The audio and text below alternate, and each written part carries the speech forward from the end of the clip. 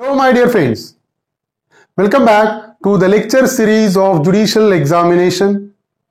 Today, we are going to discuss a new chapter of Indian Penal Code, that is offences relating to public health. Specifically, we will discuss a public nuisance.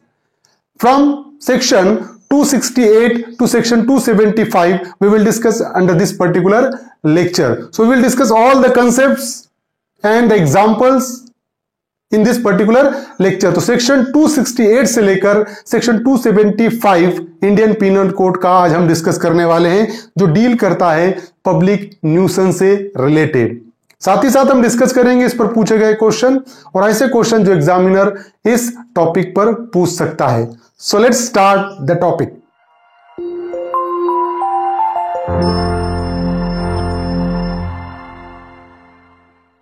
Offences affecting the public health, safety, convenience, decency and morals. The first part we will discuss under this particular lecture. Section 268 deals with public nuisance. So a person is guilty of a public nuisance who does any act or is guilty of an illegal omission which causes any common injury, danger or annoyance to the public or to the people in general who dwell or occupy property in the vicinity, or which must necessarily cause injury, obstruction, danger or annoyance to person who may have occasion to use any public right. A common nuisance is not excused on the ground that it causes some convenience or advantage. So section 268 deals with who will be held liable for the offense of public nuisance. A person is a guilty of public nuisance. कौन person guilty है? Who does any act or is guilty of any illegal omission. कोई ऐसा act करता है या कोई act करने की उसकी ड्यूटी है, वो एक्ट अगर ओमिट करता है, वो एक्ट नहीं करता है, which causes any common injury, और वो एक्ट के जरिए या वो ओमिशन के जरिए किसी कॉमन इंजुरी को कॉज करता है, danger or annoyance to the public. So if any person by his act or omission cause any injury, cause any annoyance to the public in general public को अपने act के जरिए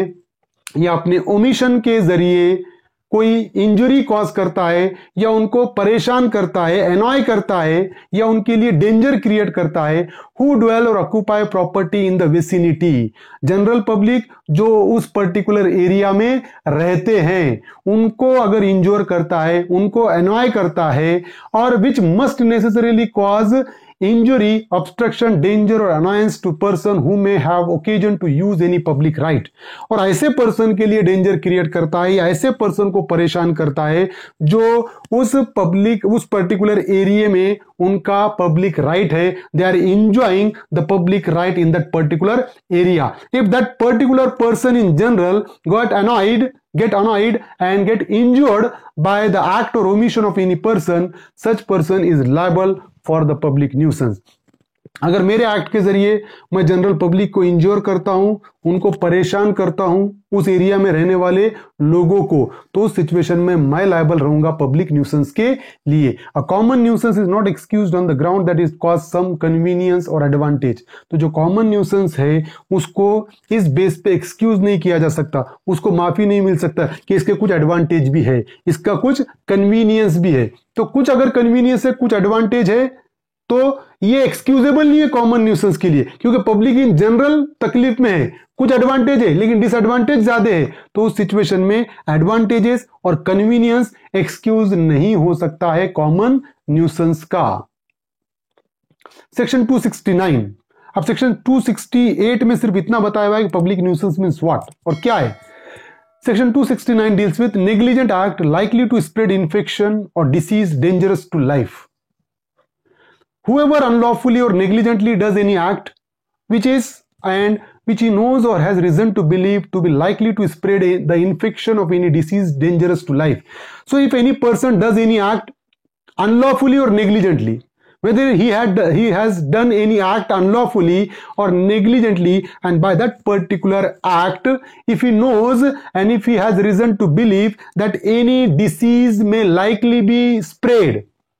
any infection may likely be caused, समझ रहे हो कि अगर कोई पर्सन अनलॉफुली या नेग्लिजेंटली ऐसा एक्ट करता है और उसको पता है कि मेरे एक्ट के जरिए कोई बीमारी फैल सकती है या कोई इन्फेक्शन फैल सकता है, और जो बीमारी या इन्फेक्शन जनरल पब्लिक के लाइफ के लिए धोखा हो सकता है, अगर ऐसा एक्ट करता है कोई पर्सन रॉन्गफुली, तो क्या होगा? Such person shall be punished with imprisonment of either description for a term which में एक्सटेंड टू 6 मंथ और विथ फाइन और विथ बोथ। तो ऐसा पर्सन के लिए पनिशमेंट है, और पनिशमेंट है 6 महीने तक की सजा और फाइन या दोनों। Sanjay Goyal versus Dongsun Automotive India Private Limited. The High Court of Madras handled a case which was related to contaminated effluents and dust particles emitted from a factory were thrown into neighboring lands, thus harming the health of the people living in that area and also allowed breeding of mosquitoes. It was held by the court that it was a prima facie case under various offences which include sections 269. तो यहाँ पर क्या हुआ कि जो Madras high court ने एक ऐसी केस हैंडल किया कि जिसमें क्या हुआ था, कंटामिनेटेड इफ्लुएंस और डस्ट पार्टिकल, तो जो फैक्ट्री से जो कंटामिनेटेड इफ्लुएंस है, जो फॉर एग्जांपल कोई चीज यूज करने के बाद जो बचा हुआ है, वो चीजें क्या करते थे, वो कि नेबरिंग लैंड है, एक पर्टिकुलर जमीन पे उसको फेंक देते थे, तो जिससे क्या हो रहा था, दस harming the health of the people, तो वहां के लोगों के हेल्थ को उससे नुकसान पहुंच रहा था, and in that area and allowed breeding of mosquitoes, और जिसकी वजह से मच्छर भी बहुत सारे पैदा हो रहे थे। तो कोर्ट ने ये डिसाइड किया कि it is a prima facie case of various offences which include section 269। तो सेक्शन 269 ये कहता है कि अगर कोई पर्सन अपने एक्ट के जरिए, वो रॉन्गफुल एक्ट हो या नेग्लिजेंट एक्ट हो, अपने एक्ट के जरिए कोई ऐसा काम करता है कि जिसको पता है उसको कि मेरे एक्ट के जरिए ऐसा कोई इन्फेक्शन फैल सकता है या ऐसा कोई डिसीज स्प्रेड हो सकती है कि जो लोगों के जान के लिए धोखा हो सकती है, तो अगर ऐसा एक्ट होगा, such person is punishable under section 269। Section 270, malignant act likely to spread infection of disease dangerous to life. So whoever malignantly does any act which is and which he knows or has reason to believe to be likely to spread the infection of any disease dangerous to life. So if any person does any act which is or which he knows has reason to believe that to be likely to spread the infection of any disease dangerous to life, तो अगर कोई person with a wrongful intention, उसको पता है कि ऐसा ही होना है और ये इस इंटेंशन के साथ, है ना, अगर वो ऐसा कोई एक्ट करता है कि उसको पता होते हुए कि मेरा ये एक्ट ऐसा इन्फेक्शन या ऐसी डिसीज स्प्रेड करेगा कि जो लोगों के जिंदगी के लिए धोखा हो सकता है ना, ऐसा एक्ट वो करता है, such person shall be punished with imprisonment of either description for a term which में एक्सटेंड टू 2 years और विथ फाइन और विथ बोथ। तो ऐसे पर्सन के लिए 2 साल की सजा, फाइन या दोनों भी हो सकता है। Section 271, disobedience to quarantine rule. Disobedience to quarantine rule. Whoever knowingly disobeys any rule made and promulgated by the government for putting any vessel into a state of quarantine, है ना, कि अगर फॉर एग्जाम्पल गवर्नमेंट ने किसी ship को quarantine में रखा है ना, किसी शिप को क्वारंटाइन में रखा है, किसी शिप को अकेला रखा गया है, कोई एरिया में उसको बंद करके रखा गया है, अगर ऐसा गवर्नमेंट का रूल है, और whoever knowingly disobeys any rule made and promulgated by the central government, और वो क्वारंटाइन रूल जो सेंट्रल गवर्नमेंट ने बताया है, वो रूल को अगर जानबूझ के कोई पर्सन डिसोबे करता है ना, वो क्वारंटाइन स्टेट से वो वेसल को, वो शिप को निकाल देता है, तो डिसोबे किया, or for regulating the intercourse of vessel in a state of quarantine with the shore or with other vessels for regulating the intercourse between place where an infectious disease prevails and other places। तो अगर for example कि वो जो ship है जो quarantine के rule में बैठती है, वहां से अगर उसको बाहर निकालता है और ऐसे प्लेस में लेकर जाता है कि जिसके जरिए इन्फेक्शन और डिसीज प्रिवेल होने का, वो अदर प्लेस पे उसकी इन्फेक्शन या डिसीज फैलने का खतरा है, तो उस सिचुएशन में क्या होगा, such person shall be punished with imprisonment of either description for a term which में एक्सटेंड टू 6 months और विथ फाइन और विथ बोथ। तो ऐसे पर्सन के लिए 6 महीने तक की सजा, फाइन या दोनों हो सकते हैं। तो अगर किसी शिप को स्टेट गवर्नमेंट ने क्वारंटाइन में रखने का ऑर्डर पास किया है, उसको जो पर्सन डिसोबे करेगा, क्वारंटाइन के स्टेट से अगर बाहर निकालेगा, तो ऐसे पर्सन को पनिशमेंट होगी सेक्शन 271 में। सेक्शन 272, अडल्ट्रेशन ऑफ फूड और drink intended for sale. Whoever adulterates any article of food or drink so as to make such article noxious as food or drink. So if any person adulterate any article of food or drink so as to make such article noxious as a food और drink, तो अगर कोई person एक आधे article of food जो पीने की चीज है या खाने की चीज है उसको अडल्ट्रेट करता है, उसमें भेसड़ करता है, उसमें कोई चीज मिलाता है और उस भेसड़ के जरिए, उस अडल्ट्रेशन के जरिए वो जो खाने पीने की चीज है उसको नॉक्शियस करता है, उसको जहरीली करता है या खाने के लायक उसको अगर नहीं छोड़ता है, तो क्या होगा, intending to sell such article as food और ड्रिंक। और ये करने के बाद वो क्या करता है, किस इंटेंशन से करता है वो, कि to sell such article as food और ड्रिंक, कि मैंने किसी फूड और ड्रिंक के आर्टिकल को उसमें अडल्ट्रेशन किया, उसमें भेसड़ किया और उसको खाने के लायक नहीं रहने दिया और मेरा इंटेंशन इसके पीछे उसको बेचने का है, as a food, as a article of food और ड्रिंक, उसको बेचने का मेरा इरादा है। और knowing it to be likely that the same will be sold as a food और ड्रिंक, तो मैंने अडल्ट्रेट करते वक्त मुझे ये पता था कि ये चीज मार्केट में एज अ फूड और ड्रिंक बेची जानी है, फिर भी मैंने अडल्ट्रेशन किया, तो मेरे लिए पनिशमेंट क्या है, I shall be punished with imprisonment of either description for a term which may extend to 6 months or with fine which may extend to 1000 rupees or with both। तो 6 महीने तक की सजा और फाइन 1000 रुपए तक का या दोनों हो सकता है।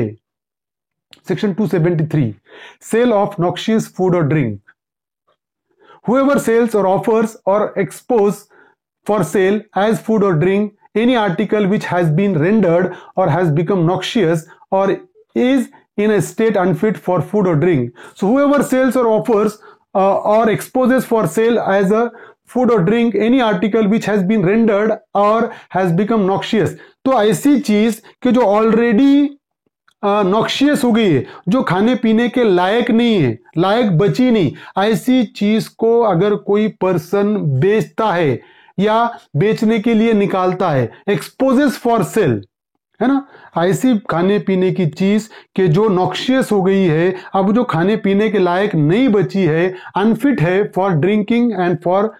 ईटिंग। सो अगर ऐसी चीज है, ये पता होते हुए भी अगर वो बेचता है या ऑफर करता है बेचने के लिए, तो ऐसे पर्सन एंड नोइंग और having reason to believe that the same is noxious as food और ड्रिंक, और पर्सन को पता है कि ये खाने पीने के लायक नहीं है, उसके पास उतना भरोसा है कि नहीं ये खाने पीने के लायक नहीं बची है, तो उस सिचुएशन में क्या होगा, shall be punished with imprisonment of either description for a term which में एक्सटेंड टू 6 मंथ और विद फाइन विच में एक्सटेंड टू 1000 रुपीज और विद बोथ। 6 महीने तक की सजा, 1000 रुपए तक का फाइन या दोनों। मुझे पता है कि ये चीज खाने पीने की तो थी, लेकिन आज इसकी कंडीशन खाने पीने की नहीं है, ये खाने पीने के लायक नहीं है, ये जहरीली हो चुकी है, ये सेहत के लिए अच्छी नहीं है, ये पता होते हुए भी अगर मैं वो चीज बेचता हूं तो मुझे सेक्शन 273 में पनिशमेंट होगी, 6 महीने तक की सजा, 1000 रुपए तक का फाइन या दोनों। Section 274, adulteration of drugs. Whoever adulterates any drug or medical preparation in such a manner as to lessen the efficacy or change the operation of such drug or medical preparation. So the person who adulterates any drugs or medical preparation in such a manner, the adulteration is in such a manner as to lessen the efficacy or the change the operation of such drug or medical preparation. कि अगर कोई भी person किसी drug में या medical preparation में भेसड़ करता है, अडल्ट्रेशन करता है, और वो अडल्ट्रेशन ऐसा है कि उस जो ड्रग्स का है मेडिकल प्रिपरेशन की जो एफिकेसी है, उसका जो भी फॉर एग्जांपल उसकी जो भी तासीर है, अगर वो चेंज हो जाती है, उसकी जो एफिकेसी अगर वो कम हो जाती है अडल्ट्रेशन के वजह से, तो जो अडल्ट्रेशन करने वाला पर्सन है, और to make it noxious, intending that it shall be sold or used for, or knowing it to be likely that it will be sold or used for any medical purpose as it had not undergone such adulteration। समझ रहे हो कि किसी drugs को, किसी medical preparation को कोई अडल्ट्रेट करता है, और अडल्ट्रेट करने के बाद जिस चीज के लिए वो ड्रग यूज किया जाना है उसकी एफिकेसी को, उसकी जो भी तासीर को खत्म करता है, तासीर को कम करता है, और उसको नॉक्शियस बनाता है, मतलब उसको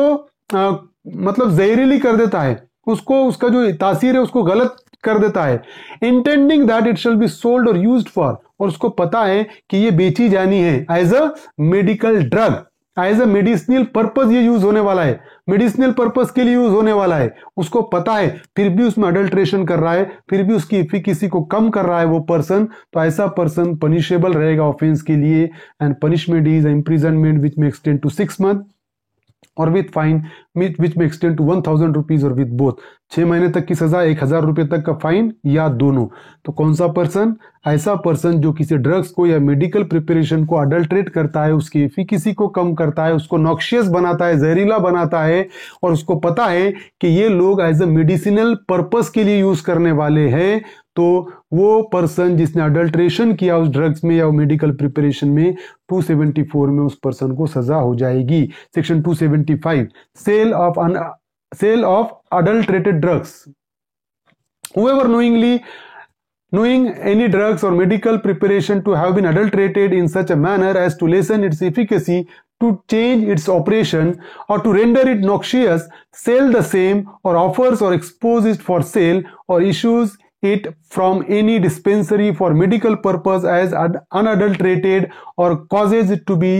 used for medicinal purpose by any person not knowing of the adulteration, shall be punished with imprisonment of either description for a term which may extend to 6 months or with fine which may extend to 1000 rupees or with both. So if any person who is having a knowledge that so and so medical preparation and drug has been adulterated and it's changed its efficacy and changed its operation and it renders it noxious, and if that person having knowledge regarding the adulteration nature of that particular drug sell the same or offers or exposes it for sale or issues it from any dispensary for medicinal purpose as unadulterated, तो ऐसा person जिसको knowledge है कि ये drug, ये medical preparation, इसमें adulteration हुए हुआ है, इसमें भेसड़ हुई हुई है, जिससे इसकी इफिकेसी कम हो गई वाली है, ये नॉक्शियस हो गया है, ये जहरीला हो गया है, ये पता होते हुए वो पर्सन अगर बेच रहा है या सेल के लिए ऑफर कर रहा है या कोई डिस्पेंसरी से मेडिसिनल पर्पस के लिए लेकर आ रहा है और ये बता रहा है कि ये अनअडल्ट्रेटेड है, इसमें कोई भेसड़ नहीं है, तो उस सिचुएशन में क्या होगा कि वो पर्सन को नॉलेज था कि वो अडल्ट्रेटेड है, लेकिन उसने नहीं बताया, छुपाया, उस अडल्ट्रेटेड ड्रग्स को बेचा, तो जो पर्सन बेचेगा अडल्ट्रेटेड ड्रग्स, तो सेक्शन 275 में उसको पनिशमेंट होगी, 6 महीने तक की सजा, 1000 रुपए तक का फाइन या दोनों। So these are the particular section which we have discussed in first part. Second part we will discuss in next lecture. I hope you understand this topic. If you understand this topic, please subscribe my channel, hit the notification button, hit the like button, and share this video with your friends. Thank you very much.